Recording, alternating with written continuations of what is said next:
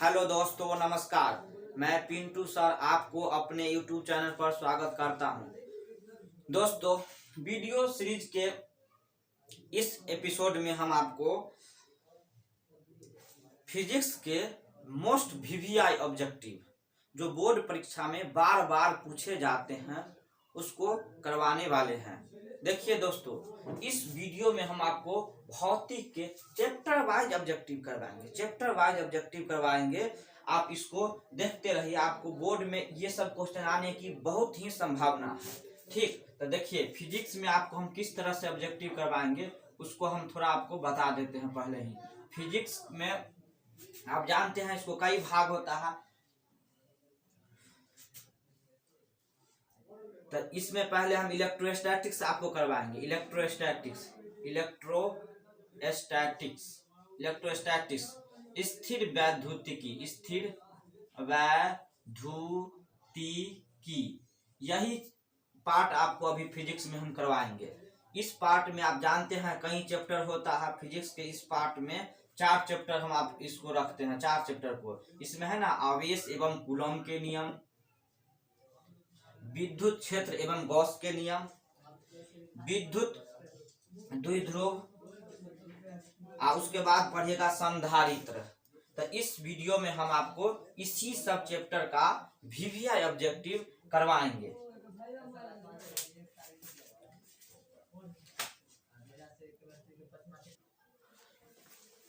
देखिए ये रहा आपके सामने क्वेश्चन। किसी वस्तु पर 1 कूलम आवेश होने के लिए उसमें से निकाले गए इलेक्ट्रॉन की संख्या होगी। मतलब आपसे पूछ रहा है, यदि किसी पदार्थ पर, किसी वस्तु पर 1 कूलम आवेश उत्पन्न करना है तो उसमें कितना इलेक्ट्रॉन निकालना पड़ेगा या उसमें कितना इलेक्ट्रॉन देना पड़ेगा। क्योंकि आप जानते हैं किसी वस्तु को आवेशित करना होता है तो इलेक्ट्रॉन द्वारा ही आवेशित होता है, या कोई भी चीज करना हो तो इलेक्ट्रॉन द्वारा ही होता है, या तो ऋणावेशित या तो धनावेशित। तो चलिए इसमें आपसे पूछ रहा है कि कितना इलेक्ट्रॉन की जरूरत होती है। तो देखिए इसमें आपको हम बताते हैं, आप पढ़े होंगे आवेश के क्वांटमीकरण Q बराबर प्लस माइनस NE। इसी फॉर्मूला से ये क्वेश्चन बनेगा। देखिए कह रहा है कि 1 कूलम मतलब 1 कूलम आवेश होने के लिए, तो कूलम ये है ना, Q बराबर प्लस माइनस NE। तो Q मतलब आवेश, N मतलब इलेक्ट्रॉन की संख्या, E इलेक्ट्रॉन पर जो आवेश होता है वही है यहाँ पर। तो Q का मान दे दिया 1, तो लिख दीजिए 1 कूलम, प्लस माइनस E का मान तो आप जानते हैं, तो होता है 1.6 गुने 10 की पावर माइनस 19 कूलम। कूलम से कूलम कैंसिल। देखिए इसको इधर लाइए तो N का मान हो जाएगा 1 बटा 1.6 गुने 10 की पावर 19 माइनस 19। तो 19 ऊपर जाएगा तो हो जाएगा 10 की पावर प्लस में 19। ठीक, इसको ले जाइए, इसको दशमलव उड़ाइएगा, दशमलव उड़ाइएगा तो ऊपर चला जाएगा 1 0। ठीक है, तो इसमें से एक आप क्या करिए, 0 निकाल के इसको दे दीजिए तो हो जाएगा 100 गुने 10 के पावर 18। ठीक, ई वाला 1 0, ई में से 19 में से एगो निकाल के इसको दे दीजिए तो हो जाएगा 18, ई बन जाएगा 2। तो 100 हो गया बटा 16। इसको जब हम भाग देते हैं तो आपको ये आंसर आ जाएगा। ठीक है, इसको याद कर लीजिए ऑब्जेक्टिव की तरह। ये बार बार पूछा जाने वाले प्रश्न आपके सामने है। देखिए इलेक्ट्रॉन प्रोटॉन, इलेक्ट्रॉन हो या प्रोटॉन हो, इस पर आवेश कितना होता है। तो इलेक्ट्रॉन पर आप जानते हैं माइनस होता है, प्रोटॉन पर प्लस होता है, लेकिन परिमाण में बताना है कि कितना होगा।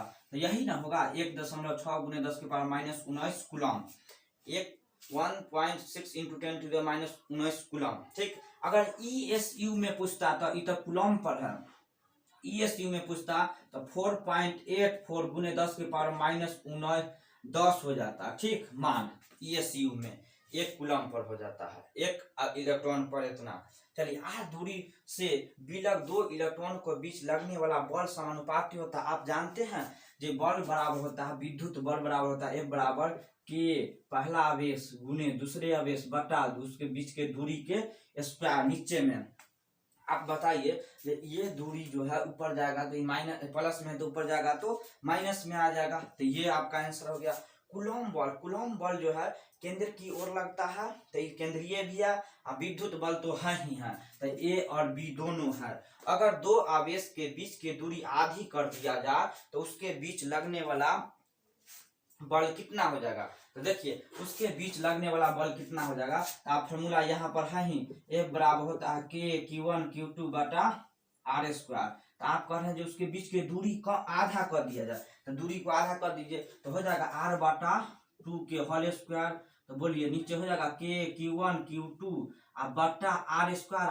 E4 ऊपर चल जाएगा, तो कितना गुना हो गया, 4 गुना हो गया। तो मानिए इसमें आंसर आपका 4 गुना हो गया।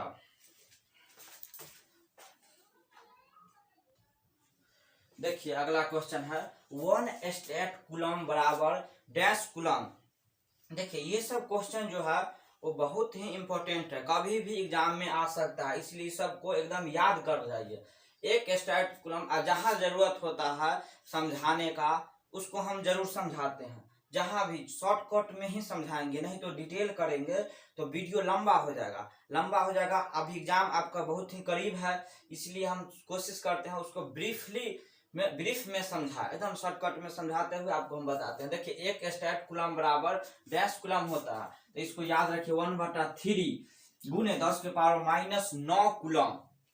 अगर उधर से इधर पूछता जे 1 कूलम बराबर कितना स्टेट कूलम होता, तो उधर से 3 गुना था, 3 गुने 10⁻9 कूलम हो जाता, ठीक। लेकिन उधर से इधर पूछ रहा तो वो हो जाएगा, इधर से 1 कूलम बराबर होता कितना स्टेट कूलम, तो इतना स्टेट कूलम आपका आंसर हो जाता। आप देखिएगा, ध्यान से क्वेश्चन पढ़िएगा, उसके बाद ही क्वेश्चन में टिक मारिएगा, ठीक। आइए 1 कूलम आवेश पर कितना ESU होता है आवेश, 1 कूलम आवेश बराबर कितना ESU, तो अभी हम थोड़ी देर पहले आपको बताए हैं 4.84 गुने 10⁻10 माइनस में। अब आइए 8 नंबर में 1 कूलम वह आवेश है जो शून्य में, 1 कूलम वह आवेश है जो शून्य में, 1 कूलम वह आवेश है जो शून्य में 1 मीटर की दूरी पर स्थित समान आवेश पर बल लगाता है, इसका मान आप बताइए। 8 नंबर के क्या होगा, 8 नंबर के क्या होगा आप बताइए। 8 नंबर के 9 गुने 10⁻9 न्यूटन होगा। अब आइए एक समान रेखा पर बराबर दूरी पर स्थित 3 बिंदु आवेश, बिंदु ऊपर क्रम से इतना और इतना इतना है। देखिए क्या करा, एक समान रेखा, चलिए एक रेखा खींच दीजिए, बराबर दूरी पर है, मतलब बराबर दूरी पर है स्थित 3 आवेश है। चलिए बराबरे दूरी पर, एक ही रेखा में बराबरे दूरी पर है, तो मतलब ई दूरी बराबर ई दूरी कितना है +3 कूलम, यहाँ हो गया +Q, यहाँ Q स्थित है, ठीक है। आवेश रखे जाते हैं। यदि इस पर, मतलब इस पर लगने वाला कुल परिणामी बल 0 है तो इसका मान बताइए। तो आप जानते हैं ना, जे अगर बीच में है तो जितना बल ई लगाएगा, मतलब ई भी प्लस है, ई भी प्लस है, तो ई इधर माहे लगाएगा, ई इधर माहे लगाएगा ना, क्योंकि आप जानते हैं जो प्लस प्लस एक दूसरे को विकर्षित, समान आवेश एक दूसरे को विकर्षित करते हैं, जबकि असमान आवेश एक दूसरे को आकर्षित करते हैं, ठीक ना। तो आइए, तो इधर में धक लेगा, इधर में, चूंकि समान दूरी पर है अतः ये परिमाण भी इसके बराबर होगा, तभी ना इस पर लगने वाला बल 0 होगा, तो जितना बल से ई इधर मारेगा उधरे इतना ही पर से ई इधर इसको धकेलेगा, तो Q का मान इसके बराबर हो गया +3Q। तो देखिए कौन है ऑप्शन, ये ऑप्शन नंबर ए। किसी माध्यम का अपेक्षित परावैद्युता ER का मान क्या होता है। देखिए किसी भी माध्यम का अपेक्षित परावैद्युता ER का मान क्या होता है, ये आपको बताना है। तो आप जानते हैं अपेक्षित परावैद्युता कहते किसको है, तो अपेक्षित परावैद्युता होता है माध्यम की परावैद्युता और बट्टा में अपेक्षित परावैद्युता बराबर होता है वैद्युतता। किसी माध्यम की परावैद्युता और निर्वात की परावैद्युता को ही कहते हैं अपेक्षित परावैद्युता। तो देखिए माध्यम को हो गया E/E0, तो ER बराबर हो गया आपको E/E0। तो देखिए एग्जाम में कभी कभी पूछ लेता है माध्यम E बराबर कर देता है ER × E0, ठीक, ऐसे भी पूछ सकता है, वो आप याद रखिएगा। एक तरफ कोई खोंच नहीं है, मतलब इसमें कोई कुछ लगा हुआ नहीं है, इधर में दोनों वाला खोंच है, मतलब एक साइड एकदम फ्रेश है, एक साइड खोंच है। या इस तरह से आप याद रख सकते हैं इस क्वेश्चन को। ये सब क्वेश्चन बार बार एग्जाम में पूछे जाते हैं, इसको आप समझते हुए याद कीजिए, ताकि आप परीक्षा में थोड़ा बहुत इधर उधर भी घुमावे क्वेश्चन को, तो आप उसका आंसर दे सके। ठीक,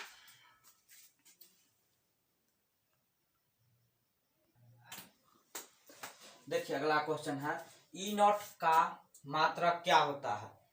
परावैद्युता। ई नॉट आप जानते हैं निर्वात की परावैद्युता होता है, निर्वात की परावैद्युता को हम लोग ई नॉट से सूचित करते हैं। तो ई नॉट का मात्रक पूछ रहा है आपका, ई नॉट का क्या मात्रक होता है? तो आप याद रखिएगा ई नॉट के मात्रक होता है एफ एम इनवर्स। आइए, मुक्त आकाश की परावैद्युता वही ई नॉट, मुक्त आकाश की परावैद्युता वही ई नॉट का मान कितना होता है? ई नॉट का मान कितना होता है? देखिए एगो में ऑप्शन में है 9 × 10⁻9 मीटर एफ इनवर्स, बी में है 1.6 ई तो आवेश है। चलिए ये है 8.85 × 10⁻12। ठीक, यहाँ देखिए दशमलव के एक अंक तक ही आप आंसर मिलाइए, उसके बाद यहाँ 4 भी रह सकता है, 5 भी रह सकता है, इस पर ध्यान दीजिएगा। ये भी क्वेश्चन बहुत इंपॉर्टेंट है, बार बार पूछा जाता है। किसी अचालक या कुचालक पदार्थ के गोले को आवेश देने पर वह वितरित हो जाता है, मतलब किसी कोई कुचालक पदार्थ है या अचालक उसी को कहते हैं, उस पर आवेश देते हैं तो कहाँ वितरित होता है? देखिए कहाँ विस्तृत होता है, सतह पर वितरित होता है, मतलब सतह पर फैल जाता है। क्या सतह के अलावा अंदर में हो जाता है? सतह छोड़ के अलावा अंदर में हो जाता है? केवल भीतर में होता है? नॉन। देखिए कुचालक पदार्थ में जहां भी आवेश देंगे वहीं रह जाएगा, क्योंकि आप जानते हैं कुचालक पदार्थ वैसे पदार्थ को कहते हैं जिसमें विद्युत आवेश मतलब एक सिरे से दूसरे सिरे नहीं जाता, आवेश का गमन उस पर होता ही नहीं, जहां रखते हैं वहीं रह जाता है। तो देखिए इसमें हो जाएगा आपका आंसर नॉन। आइए, परावैद्युता का एसआई मात्रक क्या होता है? तो परावैद्युता का एसआई मात्रक होता है coulomb square newton inverse metre inverse 2। देखिए आप जानते होंगे F बराबर होता है के Q1 Q2 बटा आर स्क्वायर। ठीक है, के का मान होता है आपका 1/4 पाई ई नॉट आर। आपका पूछ का कितना? परावैद्युता का मात्रक मतलब ई नॉट का मात्रक। ई नॉट का मात्रक देखिए के उल्टा है, के ऊपर है तो ई नीचे है तो उल्टा है, तो जो मात्रक के का होगा उसी को उलट दीजिए। तो के का मात्रक आप अगर यहाँ से निकालना चाहिएगा तो बल का मात्रक हो गया न्यूटन, इधर आएगा तिरछा गुना, तो यहाँ दूरी है तो दूरी के मात्रक होगा मीटर स्क्वायर, आई कुलम कुलम हो जाएगा तो कुलम स्क्वायर, तो यही हो जाएगा के का मात्रक। इसी को उलट दीजिए तो न्यूटन मीटर स्क्वायर और कुलम इनवर्स 2। देखिए इसको उलटिएगा तो ये हो जाएगा इनवर्स में, ये भी इनवर्स में, इनवर्स है तो ये सीधा हो जाएगा, तो यही आपका आंसर हो गया। आइए, एक स्थिर विद्युत आवेश उत्पन्न करता है, जब आवेश स्थिर रहता है तो केवल और केवल विद्युत क्षेत्र को उत्पन्न करता है, और चलने लगता है तब वो विद्युत क्या चुंबकीय क्षेत्र को उत्पन्न करता है। तो यहाँ आपका स्थिर है तो स्थिर है तो केवल विद्युतीय क्षेत्र ही उत्पन्न होगा। चलिए, स्थिर विद्युतीय क्षेत्र होता है, स्थिर विद्युतीय क्षेत्र क्या होता है? तो देखिए स्थिर विद्युतीय क्षेत्र जो होता है वो संरक्षी होता है। क्यों संरक्षी बल कहते किसको है? संरक्षी क्यों इसका नाम पड़ा? देखिए संरक्षी उसको कहेंगे, उस राशि को संरक्षी कहेंगे जो पाथ पर निर्भर नहीं करता है, पाथ पर जो फाइनल और इनिशियल बिंदु पर ही निर्भर करता है, मतलब वो किस पाथ को फॉलो किया उससे उसको कोई मतलब नहीं है, उस राशि को, उसी को कहेंगे संरक्षी है। तो यहाँ आपका आंसर हो जाएगा संरक्षी। ठीक, मिलते हैं नेक्स्ट वीडियो में, तब तक के लिए धन्यवाद। दोस्तों अगर इसी टाइप के वीडियो चाहते हैं तो कृपया कर मेरे चैनल को जरूर सब्सक्राइब कर लीजिए।